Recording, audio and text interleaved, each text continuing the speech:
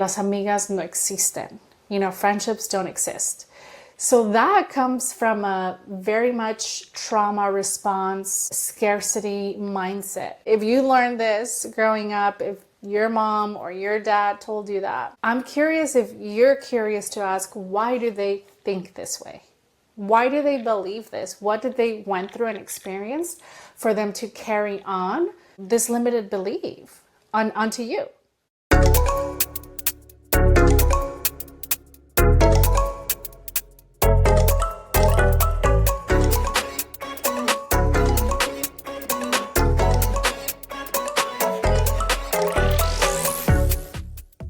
Hola everybody, welcome to another episode of the Heal Manifest podcast. I'm Cynthia Flores, I'm your host, and today we're going to have a very important conversation. I made a couple of points for you to take. Today we are going to talk about healing the sister wound and how to start cultivating healthy relationships.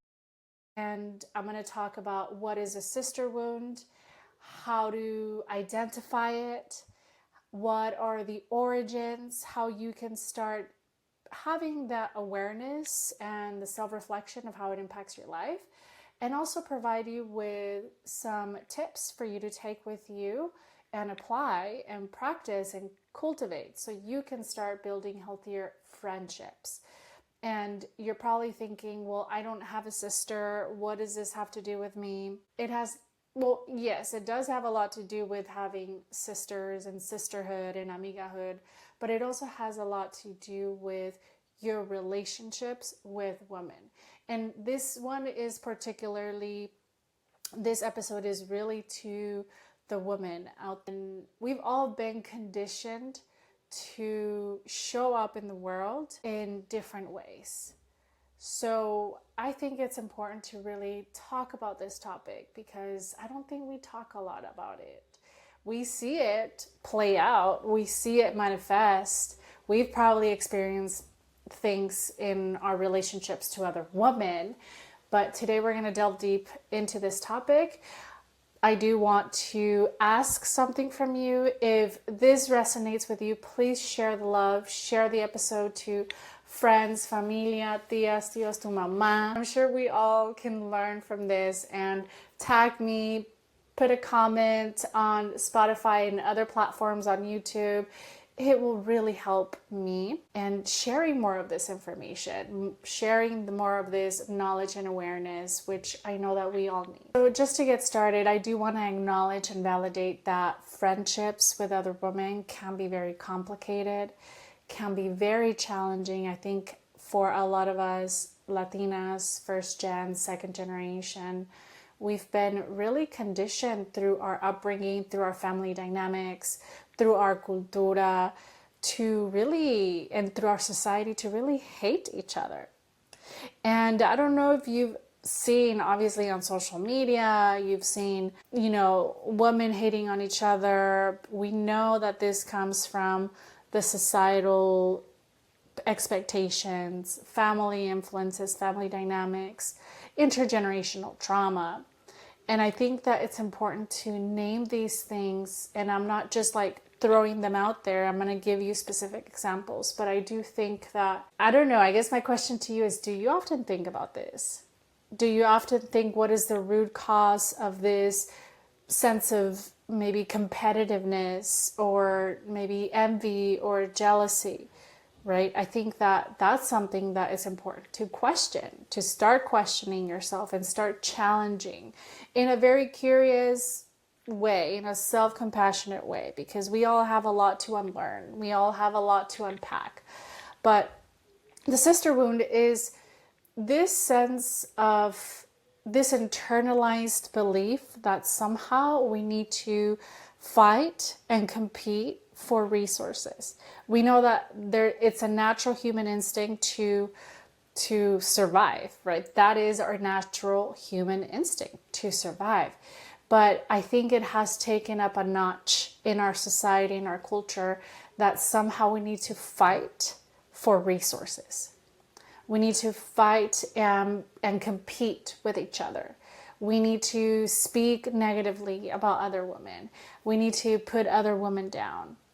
And of course, that comes from a deep wound. And I've talked a little bit of the origins, as I mentioned.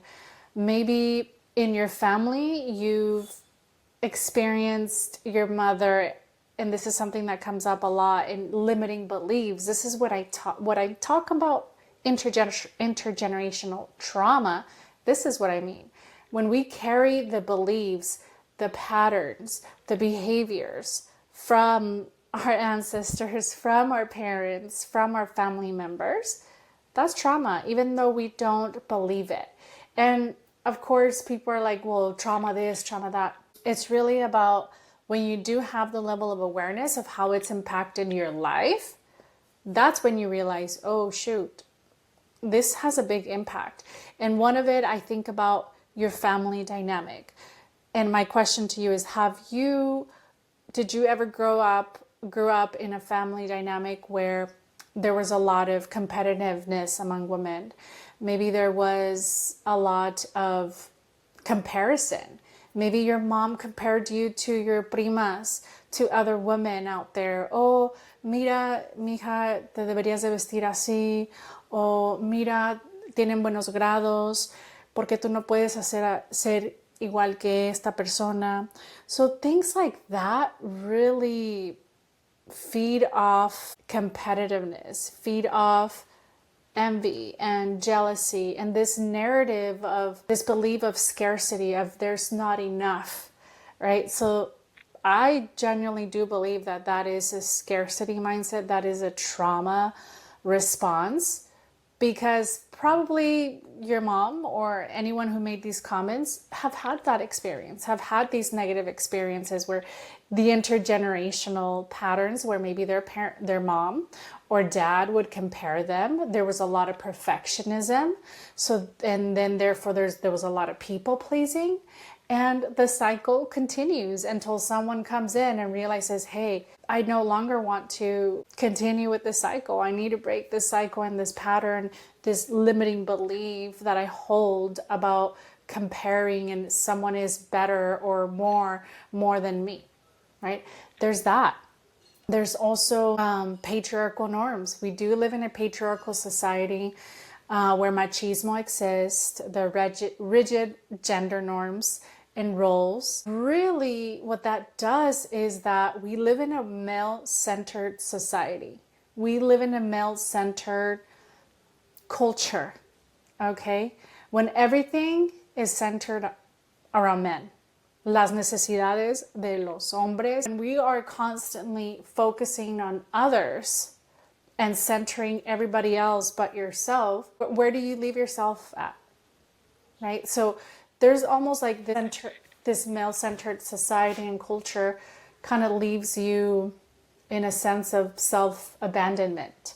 And it also leads to, I've talked a lot about the male gaze and centering, even when we talk about how we dress, when we talk about beauty standards. Who are these tailored to? Who is it for? I don't know if you've asked yourself these questions, but you know, when we're talking about all of the work getting done, and I have nothing against getting work done. I think that whatever makes you feel good, confident, it's all good. But are you just doing something superficially to look good? For whom?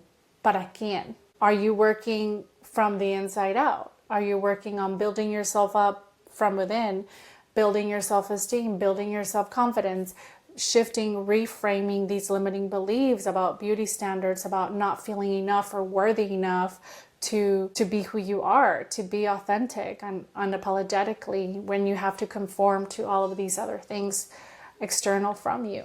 So there's a lot of societal and cultural pressures that we do have. Another thing is that I've heard very commonly, a very limiting belief is, you know, que las amigas no existen. You know, friendships don't exist. So that comes from a very much trauma response, scarcity mindset. Who knows, if you learned this growing up, if your mom or your dad told you that. I'm curious if you're curious to ask, why do they think this way? Why do they believe this? What did they went through and experience for them to carry on this very, this limited belief onto you? And it's really passed on to you because somehow when you're starting to build friendships, connections, community, that limiting belief, it's literally ingrained in tu cerebro. It's ingrained in your brain to the point where you have a hard time trusting in friendships. You maybe struggle with keeping connections. You struggle with maintaining and cultivating healthy friendships. Maybe you evade any connection because you're afraid of getting hurt, right? And I'm not only talking about friendships, also romantic relationships or any other relationships that you need to engage in, either in your career, professionally, etc. So understanding that these limiting beliefs can be so ingrained. One of the other things to mention is that we are navigating systems of oppression. What does that look like? That looks like fighting for resources. That looks like being in this matrix that is constantly putting everyone against each other, particularly women. That, you voted for this, you voted for that, you did this, you said that. Think about all the celebrities that are being run down, like el caso de Ángel Aguilar, caso el Cristian Nodal, J-Lo, Shakira. I mean, I'm dropping names, but most of the criticism and scrutiny that I've seen is on women. And yes, I'm not justifying any behaviors. I think that, growth comes with taking ownership and taking accountability, something that not a lot of people know how to do. It takes practice. It takes surrenderance. It takes a lot of self-compassion and grace and understanding the impact. But my point here is that a lot of women get most of the scrutiny online in our society and culture because we do live in a very machista society. And internalized misogyny is not something that only men internalize, okay?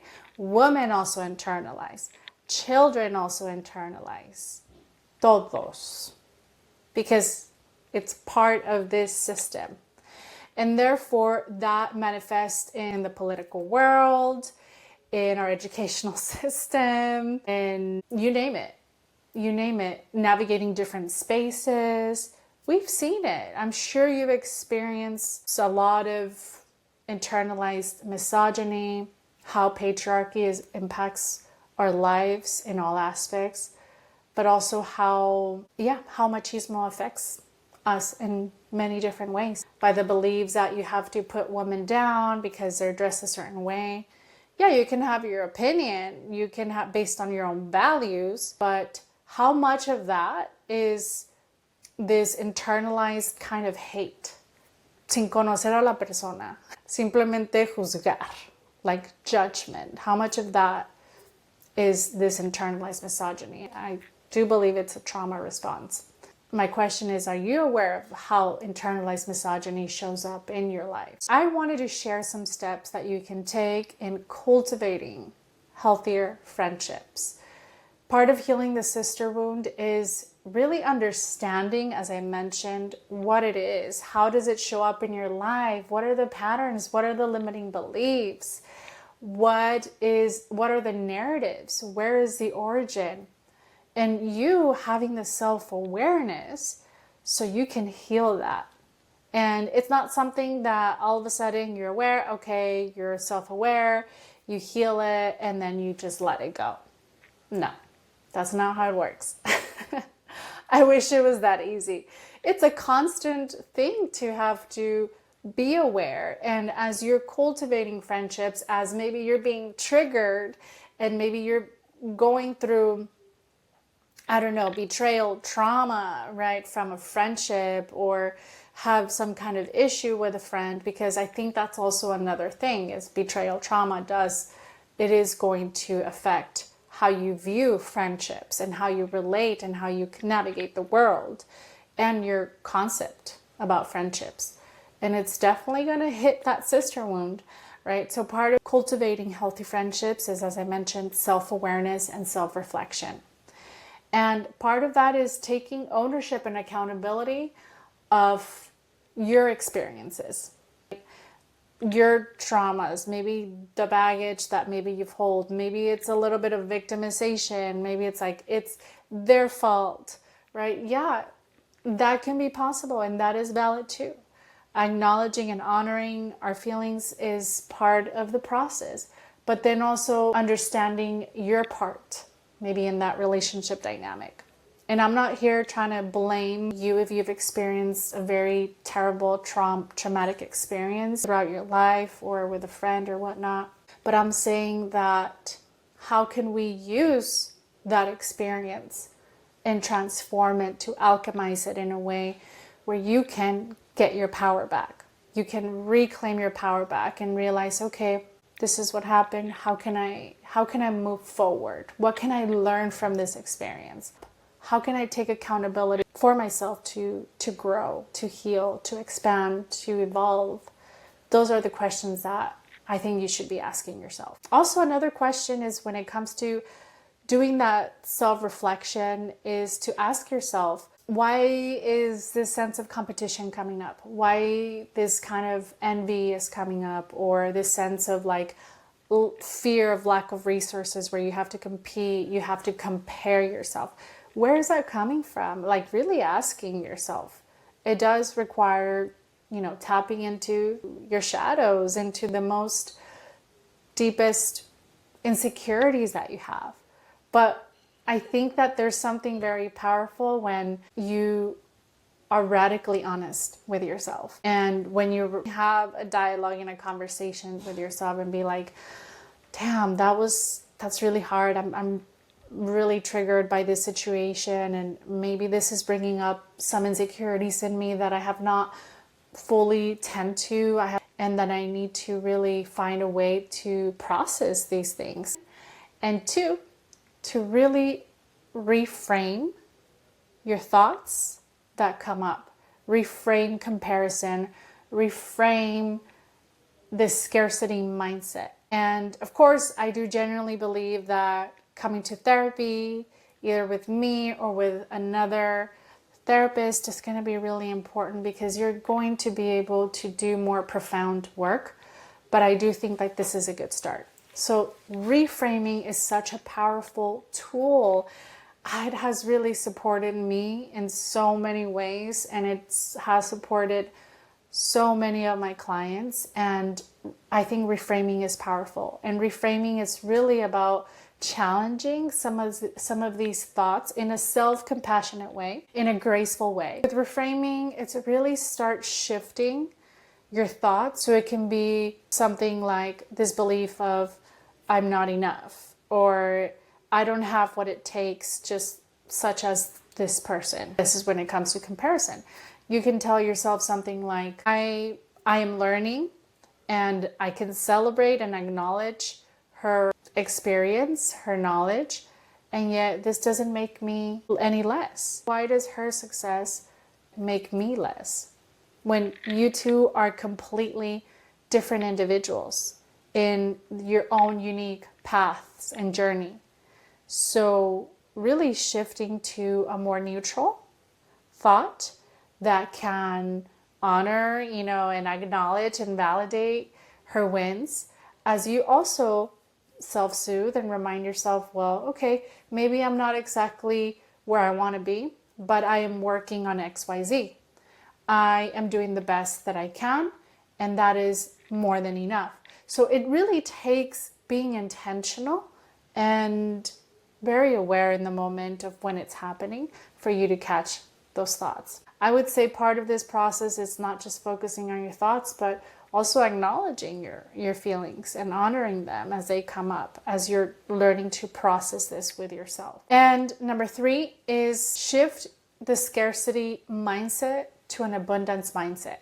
And I like to think of this as either a growth mindset or a fixed mindset. A growth mindset is you are not there yet. It doesn't mean that you will not get there. It just means that you are a learner of life, that you're learning, you're expanding, you're evolving, and you give yourself permission. I think giving yourself permission is such a powerful language to use. And I know that it has helped me personally, and it has helped a lot of my clients to just be, to take messy action, to recognize that perfectionism does not exist.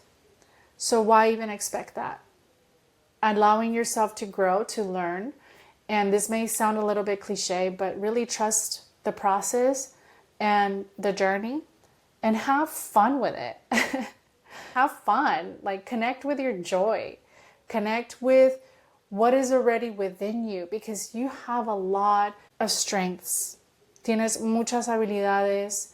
You are resilient. You have gone through so much. So remind yourself of all of those hardships that you had to go through, and you surpassed them, that you worked through them, that you went through so much, and that you are resilient. Y que tú puedes. Scarcity mindset really tells you there's not enough. It's a lot of worthlessness. It's believing in the sense of there's not enough, that you have to constantly compete for resources. When the reality, it's like everyone is in their own unique path. Why are you comparing yourself with someone who has not had the same lived experiences as you? It doesn't make sense. I'm sorry. Be a little bit more rational in these situations instead of getting so caught up in your emotions. When it comes to really embracing abundance mindset, is realizing and recognizing that the universe, God, use your own language, has enough and more for all of us. That there is room for everyone. Que el universo tiene para todos. It's just about finding your own path and not comparing yourself, and really redefining what abundance means for you. I think a lot of people think that abundance mindset is you have to be making a shit ton of money, you have to be XYZ and have all these things, and the reality is abundance is being literally in the present moment, acknowledging, being grateful, having a lot of gratitude, and simply being, knowing that you are here for a reason, and that you may know or you may not know, you're finding yourself, you're finding your purpose, you're rediscovering who you are, you're going on this journey and path of authenticity. That is abundance mindset. 4 is to practice vulnerability and open communication. Relationships do take a risk. And what I say they are risky is because we have to be open and vulnerable to cultivate healthy relationships. Sometimes they're going to be messy, but what's important is that you have a safe space with the person and the friendship that you are cultivating. And if there are not a safe space, if they don't provide space to validate, reassure you, work with you through conflict, then that's something that you need to reconsider. But part of that process is for you to also open up. It's not just about expecting others, your friendships, to be a certain way, but it's about you practicing what you're preaching. If that's what you want to see from your friendships, from your amigas, and want to cultivate amigahood or sisterhood, it does require a level of vulnerability from your part.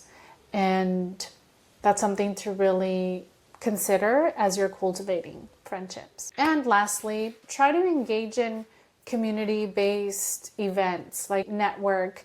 Go to these different events where you meet other women who are uplifting each other, who are empowering each other. I think it's definitely going to be a different space. Maybe you're not used to that. Maybe you're within your family dynamic. There's a lot of dysfunctional dynamics where everyone is in constant competition. Everyone's talking about each other. And there's a scarcity mindset, right? Rooted in intergenerational trauma. So going to these different community events, it's going to hit different because everyone is in their own unique path, but we all have very similar experiences, and we're all trying to uplift each other. And I would say that this is a great way for you to get yourself out there and be authentic and show up in ways that you want to show up. It could be you doing things that are very different, feeling like you can speak up and, you know, break these cycles and patterns. And not to say that there's like sister wounds and competitiveness in these spaces. Not everyone is fully aware. Not everyone is doing that inner work. But what's important is that you are. So really finding connections where they are also trying to cultivate healthy friendships that, you know, go beyond this scarcity mindset. So with that being said, I want you to take these tools and steps for you to start cultivating healthy friendships, to start being aware of the sister wound, how it shows up in your life, how to identify it, how to start the journey within with self-reflecting, with self-awareness, and for you to do actionable steps and things to start building these healthy friendships and start healing the sister wound. I hope you love and share this episode with your loved ones, and we'll be seeing you soon. Don't forget to like, comment, subscribe on YouTube and also Spotify. Share the love, tag me. And I am really, really grateful for this community. I'm grateful that you are here. I hope these tools and what I've shared in this episode really help you in your healing journey. And we'll be seeing you on another episode. Bye.